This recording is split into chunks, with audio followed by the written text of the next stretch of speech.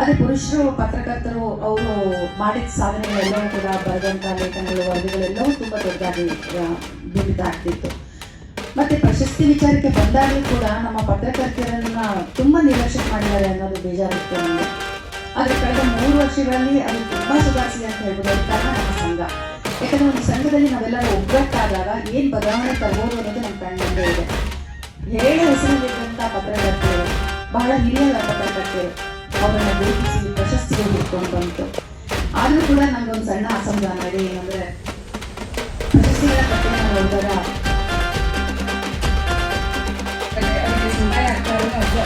ಚಪ್ಪಾಳೆಯ ಮೂಲಕ ಅಭಿನಂದಿಸೋಣ.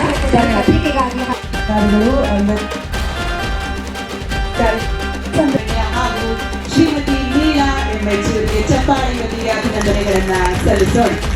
ಹಾಗೂ